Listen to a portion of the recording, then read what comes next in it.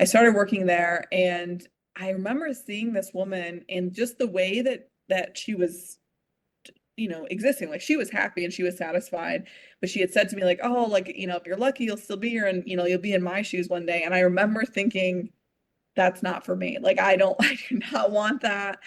And like the next day I was like, I gotta leave this place. Like because I was getting really comfortable. I really enjoyed it. I liked the people that I worked with. I liked, the compensation, all these things. But then I was like, oh my God, I can't be here, 40 years from now.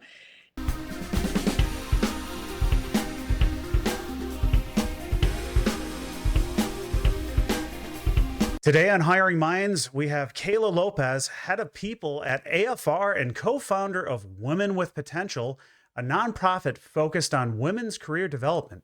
Kayla is joining us to discuss different opportunities in career building. Kayla, thanks so much for joining us today. Yeah, thanks for having me. I'm super excited to be here. Don't mind my cats. You might see them meandering in the background. But yeah, super excited to be here today. Thanks for having me. I guess just to kick off the interview, can you walk us through your career journey and share a few defining moments that shaped where you're at today? Every time I talk about my career journey, I'm like compelled to talk about the fact that I went to culinary school right out of high school. So I was just like, I don't know what I want to do. I wanted to be a teacher at the time. I had gotten deferred from Michigan State because I didn't have enough extracurricular activities. So I was like, okay, I guess I'll, go to culinary school. I figured it was a degree that, if I don't use it, at least I know how to cook. But I worked in the restaurant industry for several years, and then at some point decided like I love training, love learning and development. So I went back to school and got my degree in human resources development, and that kind of spun into my HR people career. And did a ton of different roles. Like I did the HR generalist role, I did learning and development roles, I led learning and development teams, and eventually found myself in almost like a strategy seat where I was focused on business development, learning and development, marketing and tech, which is like a weird like fusion of things. But at the time, it was really for that small like startup, it was all like innovation based stuff. And so really just loved that. And that's really where I think I saw like HR was a true partner to the business. And so now I'm back in the people side of things, truly leading people. But it's been a wild journey. Like I've been very fortunate. I've been promoted like 16 times in the 18 years of career that I've had. So I've gotten to experience a lot of different career paths and a lot of different challenges very rapidly, which I don't think everyone has, the opportunity or the privilege to be able to do that. So yeah, it's been a wild journey, but it's been fun. That's more than most people get in their entire life. Some of it was like I just said yes to a lot of things, which I don't always recommend. Like there was definitely some points in my career where I was like, I said yes to too many things, but it's been a wild journey, and yeah, I was, just able to learn a lot pretty quickly, which has been fun. How'd you make that pivot out of culinary arts and like what were you doing with that at the time? So I did, and I sometimes suggest this to folks. Not everyone can make this work, but I actually stepped back in my career when I did that. So I wasn't in. So after like being in culinary, I went out, I became a receptionist. In the kitchens, I was at one point like basically at the sous chef level or equivalent of that. And I was like, well, I guess I'll just start over. And so I did. I went back, I was a receptionist and kind of learned different things as I was going to school. And then basically, at one point, I was a training and development manager, but I knew that if I wanted to go for like a global organization or something like that, I would have to then step back again. And so I became an intern again. So it was like I kept restarting my career to some extent, but I think that really allowed me ultimately to kind of like really thrive once I was in it. But having the ability to take a step back, whether it's, sometimes you're making the same amount, even though you're doing a massive career jump, or you're making a little bit less for a year, but ultimately you're going to make more in that new career path. That's pretty much how I did it. And I know that that strategy may not work for everyone, but it was a really successful one, for me ultimately. So it sounds like being able to take a little bit of a risk on a career and pivot and maybe take that income hit for what was it, like 6 months, a year, 2 years, really seemed to benefit you. Yeah, exactly. And it truly was like usually less than a year because I think people underestimate how transferable those skills are. Like a lot of the success I've had in my corporate career and in HR has been because I worked in the kitchens. You have to learn how to prioritize very quickly, not burn yourself or get hurt, not injure others. Like there's a lot of things going through your head when you're on a line, like in a kitchen. But it's a lot of careers are that way. A lot of jobs are that way, especially entry level ones. You're learning a lot of fundamental skills. And I think people underestimate how transferable those are, honestly. Sure. Well, I gotta tend to agree with you. I spent 5 years working in kitchens in high school and college and moved up from dish room down the line. And yeah, it definitely teaches you to work fast. You don't really have another option. Yeah, yeah, it's true. I can always tell, like in the corporate world, I can tell who is in, retail or some sort of service-based industry, and then I can also tell who is in food, usually pretty well, by how they move through things. So yeah. This is very true. So, like, how would you define career building, and how has your approach changed and as you've gained more experience through your career? I definitely think early in my career, like many others, I perceived it as a ladder. So it was like one step and then the other. You're a junior and then you're mid-level and then you're a senior and then you become a leader and then a VP. Like it was very, you pick a track and you stay on it, especially like specializing in career development now, but also going through it. Like careers are this vast array of like paths that you can take. And at any given point, you can veer off that path and hop onto another one. And I think there's definitely, like I said, there is some advantage if you don't have other things that you're responsible for. Like if you have the dexterity to move and maybe take a small pay cut, or you're open to learning new things. Sometimes that's really scary for some folks, but if you're willing to do that, it can really be a reward later on, or even just exploring different paths within the company that you're in. So you still have the security of the place that you are, but maybe learning about different departments. So I see it almost like a pathway, and the more you move, the more ground you cover, the more you can find the rewards and treasures that are further on the path or even on different paths. And so, you can't really get to those treasure chests and those rewards if you stay in the same spot in the same whether it's the same role or sometimes the same company. Sometimes you can in other companies, but I see it more like pathways now instead of ladders where you're kind of just going up, because there's also a lot of people who find a lot of fulfillment in what we call individual contributor roles, meaning you're not a leader, you're not responsible for other people, but you still get to have an impact on the work and the organization. Yeah, no, absolutely. And one thing that really piqued my interest when we were talking before setting up this interview was you're mentioning how transferable skills of people who work in talent acquisition are to the rest of an organization. Can you maybe talk to me a little bit about that for the people who are listening to this who might be struggling to find a new opportunity in that field? Especially talent acquisition professionals, a lot of them are that I've worked with, and yourself included, like highly adaptable to learning new things. Like you have to learn the different areas of the business to be able to source for those different roles. Really approachable and able to talk to people. And it's been, studied quite a bit, that people who are able to have conversations with other people and able to connect usually move through their career a lot. I would say, I don't want to say more successfully, but a lot easier, in a lot of cases, because they're able to connect with people around them and learn from them, but also make other people feel relaxed or like they matter. So, there's the people-oriented skills that a lot of people in talent acquisition have. And then a lot of folks in talent acquisition also have this ability to see something in other people. So it's, whether it's you're seeing the potential that this candidate might have, because obviously when you're talking to a candidate, you don't know everything about them. You're like, you have like a 10, 15, 30-minute conversation.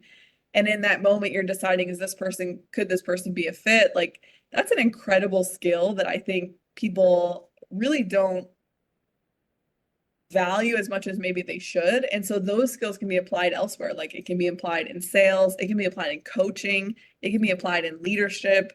And it can even be applied in like product or project management, where you're able to bring people together and see the potential in what other people are able to accomplish. And it's just really an underrated or undervalued skill, I think, to some extent, and really every recruiter, every talent acquisition professional that I've known has had some blend of those skills and others. Willingness to learn new technology for some of them too, is also huge. So I really think, I talk to recruiters and talent acquisition folks now and then, especially right now with the current market, and they're like, I don't know where to go, or I don't know, if I have anything that can apply elsewhere. And I'm like, what are you talking about? Like, you have like all of these skills that people like leaders are trying to get their team members to have, and you just inherently have them because you're already out there talking to people and connecting and learning about, what other people do. So um, those are some of the ones that I see that transfer really almost seamlessly to those other roles. But there's also the how do I transfer to the other role, you know, conversation too, and how do I get other people to see that, I think is also a huge thing. Yeah. Do you have any advice on how they should market themselves to an employer? To be honest, there's a few different ways. Like if you're going for a certain industry or trying to target a certain type of role, really leveraging the recruiting experience that you've done in that sector. So if you're trying to make a shift into technology, you can leverage like the fact that you understand a lot of technical applications, you understand a lot of uh, the types of folks that are in there and the type of work that they're doing can really put you ahead. But honestly,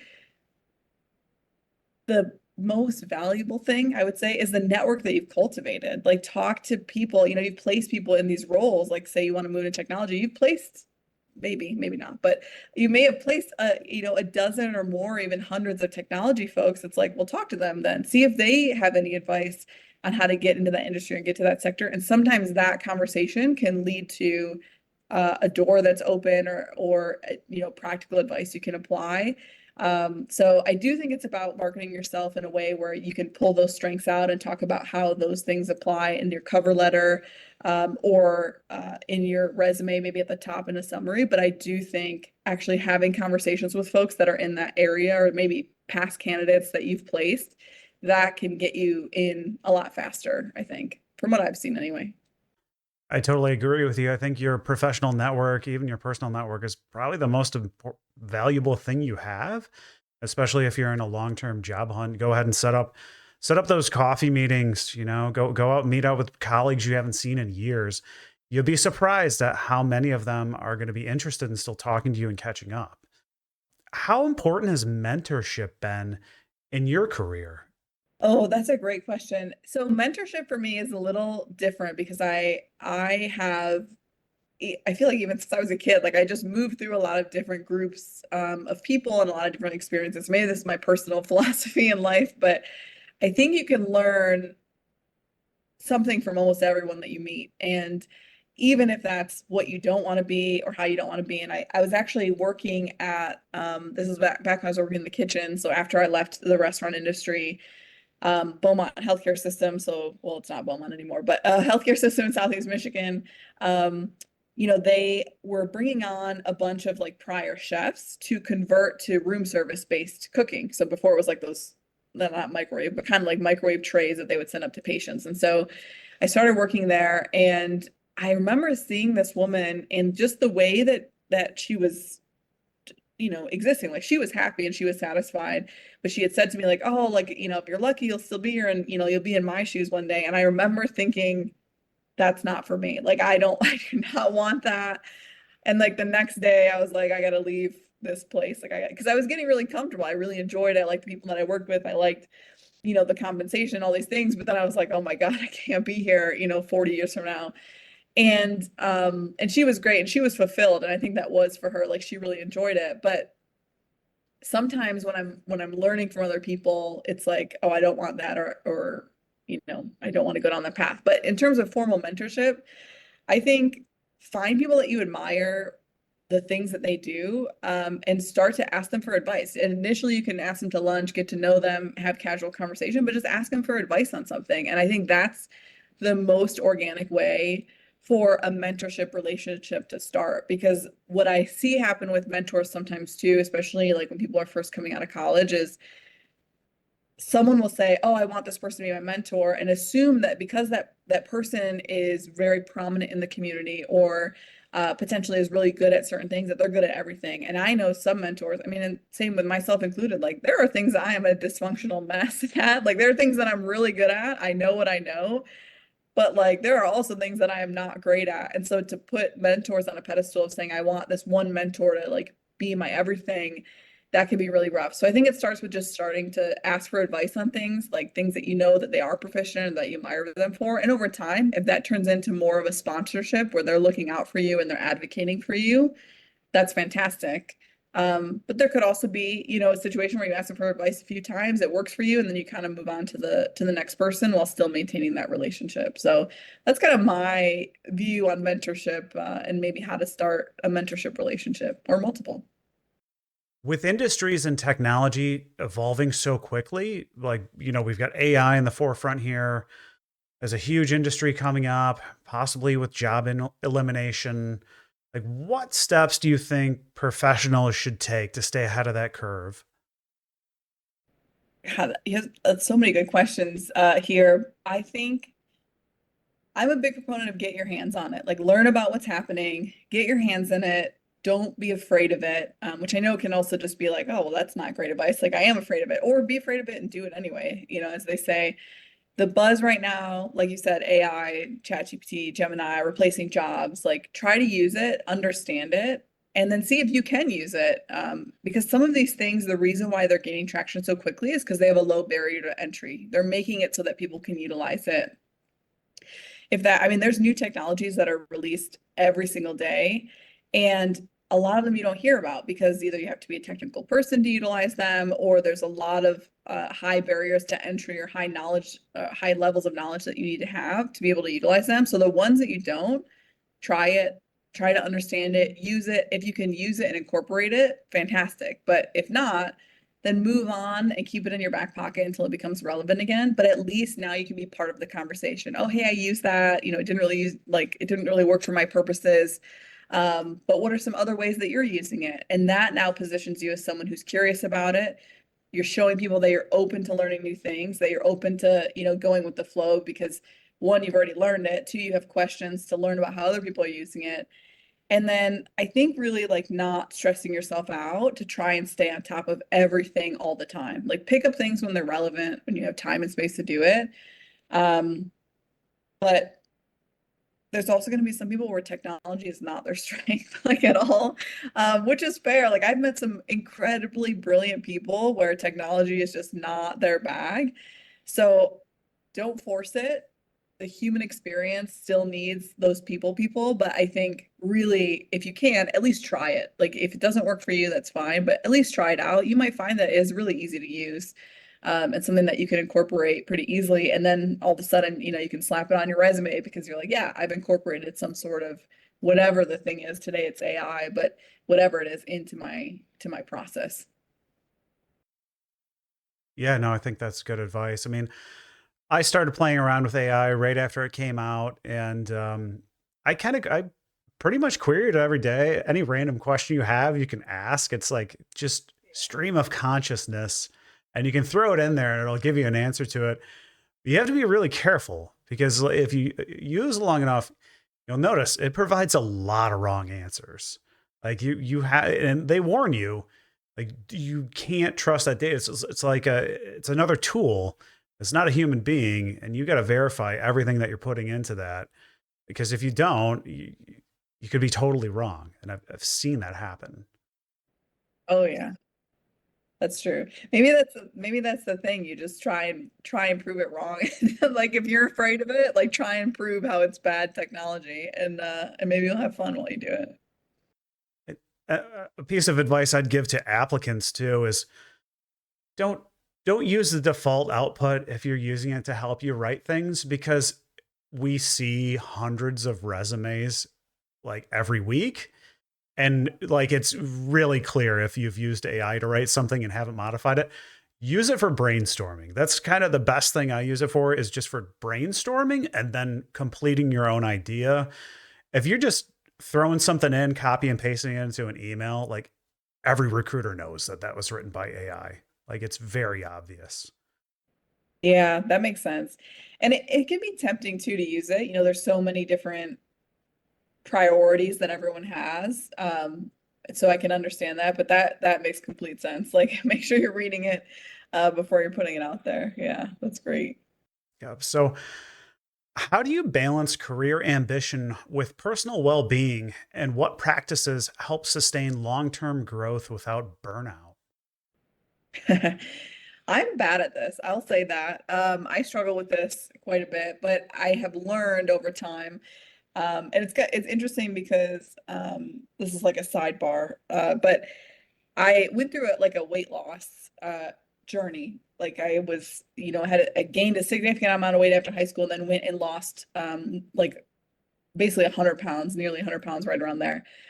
And so it was funny because when I went to go seek like advice on that, I only wanted to seek advice from people that were that had been overweight before. Because someone who's always been fit their whole life, I'm like, well, there's going to be barriers that you have to break through in this journey that like you just won't, as much as you'll give me advice on it, you just won't fully understand like, what's in there. So it's similar with this where I'm like, maybe this is good because I'm actually really bad at this and I've learned over time. So we'll see. But um I still struggle with this, but I think the things that I've learned is setting your boundaries and reinforcing them and periodically revisiting them. Because the one thing I don't want to say to candidates, the one thing I don't want to say to people is set your boundaries and they're set in stone and make sure you stick to them because life is going to happen. New opportunities could present themselves that you may need to shift your boundaries. And it doesn't mean like you're conceding them. It's just, well, maybe instead of I stop working every day at 5 p.m., maybe it's, well, I pause work at 3 p.m., I spend 2 hours doing something else, and then I pick it up and I work from 5 to 7, or maybe it's flexing around that. So just revisit your boundaries periodically. I wouldn't do less than like, once per quarter. You could even go like once per year, but stick whatever those boundaries are, write down why you're setting them and put them somewhere, like put them next to your computer. And you can even tell people like, hey, I'm trying to set these boundaries for myself. Can you help me with that? I think that's one way, like you can get lost in career and ambition so quickly, it could swallow you whole. And employers will also, they love that. They're like, yeah, it's gonna, I would love to have someone who's willing to go um, ham for 80 hours a week all the time. Like that can happen because they think that it's fulfilling you and you are acting like it's fulfilling you. And then it just causes this like negative cycle. So I think that's one. The other one is like, just, and if you have to like plaster it somewhere, like remind yourself, remember that sometimes when you step away and take a break, your work is actually better. Like it just is. I've done it a ton where I can do a lot of work. I used to be not as much anymore, but I used to be able to work 80, 100 hours a week. We had to do that when we worked in the kitchens. It's like you get in at 8 a.m., you prep all day, you work the lunch shift, you prep, you do work the dinner shift, you close down, you go home at 2 a.m., and then you go to bed and then you get it back up and you do it again 6 days a week. Like it is possible, but it's not sustainable. You burn out so quickly versus like if you just take some rest in between that, it just gives you so much more ability to think clearly, to be creative, to feel energized. So I think definitely taking those breaks, reminding yourself why you need to take those breaks, and then setting those boundaries, whatever it could be. Like pull up a calendar, set those hours of the day you're willing to work, write down some rules of where you're willing to flex that, and then every other time say no. Um, so yeah, that's what I would say. That's what I found is helpful. I don't know if that's helpful for everyone, but that's what's been helpful for me. Yeah, I think that's great advice. I mean, you're talking to somebody who I think in my 20s and 30s kind of fell in the trap of being maybe overly ambitious or I don't want to say working too hard, but just kind of burning myself out. And I got to the point where, when I was going to bed at night, I was clenching my teeth. I ended up cracking a tooth and losing a tooth from it. I think that was a wake up call at that point that, maybe it's time to take a step back and refocus on things here. Yeah, really. Holy cow. Kayla, what are like three main takeaways that you can give to people to walk away from this video that are actionable for them? The first I would say is figure out the work that lights you up, and what parts of your day and your job do you enjoy today? And that kind of goes back to the um like burnout. Like if you're doing things that light you up consistently, yes, eventually you could burn out from that, but it does keep you energized for a lot longer. You can take an assessment like the Working Genius assessment, will tell you that. But remember, it's not like always the work itself. So maybe you don't love doing this task, but the role that you play, maybe you love researching things, or maybe you love talking to people, or maybe you love scheduling things. Like there's other careers where those skills you can do more often and figure out why you like those as well. And you can use AI to help you figure that out too if you need to. Um, I would say again, recruiters are some of the most well-positioned people for career transition. You have a massive network, usually. Leverage that. So that would be like my second piece of advice is really leverage. Once you figure out what lights you up, like leverage that network, start talking to people, get out and have conversations, because I think a lot of people don't realize how close a career transition really is. It could be three conversations away and all of a sudden you have a new opportunity that's there. So definitely leverage that. And then honestly, if you love, like, it's like, let's say for the folks that love being a recruiter, love being in talent acquisition, if you want to sell company growth, first ask the hiring manager what growth is available for people, because career paths and growth, like, you'll hear that a lot from candidates, it's different for everyone. Everyone wants something different. Some it's money, some it's status, like title, but some people it's the ability to learn new things, and some people it's the ability to own something, whether it's being a leader or owning a project, something like that. And then ask the candidate what they want. So if you're really trying to sell growth, those two things have to connect, like what the leader is able to offer, because ultimately they're the ones who are going to be able to provide the experience and the growth, but also what the candidate wants. Because maybe your company just pays really well and that's all they want. It's a perfect match, but there's not a lot of, mobility. That might not be a good, that might not be a good fit. So yeah, I see more authority, more autonomy, new skills and status are usually the biggest thing. So if you love selling growth, definitely figure out what we're able to offer and what the candidate's able to do or what they want. Well, Kayla, I really appreciate you joining us here on Hiring Minds today. Guys, go ahead and check out Women with Potential. I'll leave a link to the website in the description, and then subscribe and check out the next interview. Thanks for watching.